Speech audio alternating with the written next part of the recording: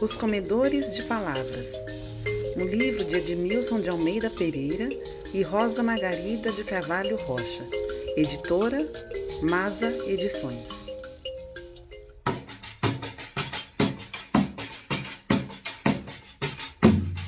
Eu sou do tempo que o bichinho falava, da tua escrevia, Tizil era alfaiate. Sou do tempo da coruja batuqueira, conheço o batuqueiro, é pelo jeito que ele bate. No distante país das árvores que falam, vivia um contador de histórias que viajava acompanhado de seu filho. Juntos atravessavam rios, montanhas, mares. Aonde quer que chegassem, por onde quer que passassem, o contador de histórias tocava o seu tambor. E assim, à medida que tocava o seu tambor, as palavras e as histórias nasciam de sua boca. E eram histórias e palavras tão vivas quanto a serpente do arco-íris.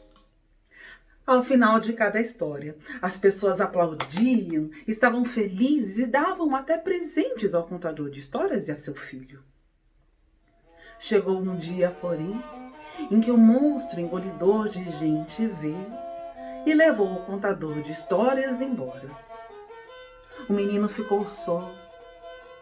O menino ficou triste, mas tão triste que seu cabelo se esqueceu do sol e da chuva. Ele estava triste porque não sabia contar histórias, assim como o seu pai. Então ele resolveu se mudar para o país dos bichos comedores de palavras, porque lá ninguém pediria para que ele contasse história alguma e ele não se sentiria envergonhado por não sabê-las. O menino, de tão triste que ficou, até o tambor silenciou. O menino pegou o tambor, pôs-se a caminhar, caminhou até chegar a uma floresta, caminhou até chegar a uma casa rodeada por árvores. As árvores todas tinham olhos. Nessa casa morava a senhora que viu tudo nesse mundo. E a senhora que viu tudo nesse mundo, assim que viu o menino, quis saber o que ele fazia ali, tão distante de sua terra. O menino contou toda a sua história e sobre o dia que o monstro engolidor de gente veio e levou seu pai embora. Disse para a senhora que queria se mudar para o país dos bichos comedores de palavras. Não, não faça isso, recomendou a velha. E pôs-se a contar ao menino coisas que ela tinha visto pelo mundo afora. Quando terminou, ele insistiu e ela nem tentou fazê-lo mudá-lo de ideia. Disse: eu não posso lhe ajudar. Quem pode te ajudar é o senhor que guarda histórias na cabeça. O menino, então, pôs-se caminhar à procura do senhor que guarda histórias na cabeça e, quando o encontrou, contou a ele a sua história.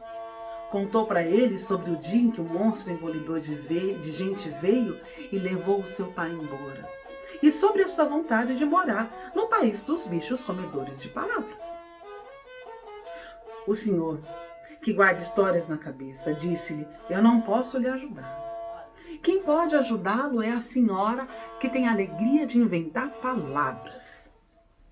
E assim que encontrou a senhora que tem a alegria de inventar palavras, o menino contou a ela sobre a sua vontade de morar no país dos bichos comedores de palavras, contou para ela sobre o seu pai, sobre o monstro que o levou embora. A senhora disse para ele: você não deveria se mudar para lá. Mas o menino não mudou de ideia. E como não mudava de ideia, ela então contou, orientou: você, meu filho, deve caminhar por 7 noites de lua crescente, para então chegar aonde quer chegar. Assim fez o menino, pegou seu tambor, pegou a sua matula e pôs-se a caminhar. Caminhou por 7 noites de lua crescente, quando percebeu que a paisagem à sua volta ia mudando. Tudo ia ficando gelado, cinza, até que se deparou com um enorme portão feito de gelo, guardado por muitos monstros, muitos bichos, um mais terrível do que o outro. pior deles, que parecia ser o chefe, disse: ó, ó, ó, ó. Você não pode ir entrando assim em nosso país do silêncio. Antes de entrar para passar por esse portão, deverá contar quem você é. E nós iremos comer todas as suas palavras. O menino, a princípio, tremeu de medo. A sua voz saiu fininha, num fiapinho. Mas aí ele começou a contar. E à medida que foi contando, ele foi se lembrando. E foi se lembrando. E as palavras iam saindo da sua boca. Às vezes eram palavras mais magrinhas, palavras mais gordinhas, palavras coloridas, palavras um pouco mais escuras. E os monstros iam comendo, comendo, comendo. E o menino ia dizendo e falando. E os monstros iam comendo, e eles estavam plenos de palavras. Mas ainda assim o menino não parava de falar. Os bichos já estavam assim, ó, bem grandões, quase explodindo. E o menino falando, e os bichos comendo, até que de tanto comer, eles, bum, explodiram. O único que não explodiu foi o chefe deles, o chefe de todos, que falou: não, assim não dá. Você não pode entrar no nosso país dos silêncios. Você é capaz de inventar mais histórias do que nós somos capazes de comer, menino. Não, aqui não é o seu lugar. E o menino ficou desenchavido. Não haveria lugar para ele nesse mundo. Sei apenas que ele pegou o seu tambor, pegou a sua matula e pôs-se a caminhar. Caminhou assim, ó, sem eira nem beira. Ele ia por uma estrada rodeada por árvores até que ele encontrou um senhor. E era o senhor que cuidava das árvores do caminho. Ao senhor que cuidava das árvores do caminho, o menino pediu um copo d'água e um prato de comida. O senhor olhou bem para ele, olhou bem para o seu tambor e disse: sim, eu posso lhe dar, se em troca você der para mim esse tambor aí. O menino, que em sua cabeça não tinha nada que perder, tinha tudo a ganhar. Sim, eu dou para o senhor o meu tambor.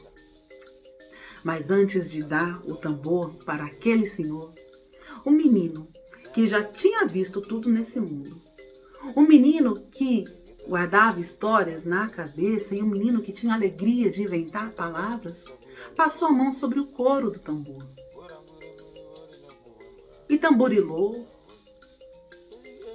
E começou a se recordar e foi contando para aquele senhor sobre as suas histórias, suas aventuras com seu pai, sobre as coisas que já tinha vivido, passado.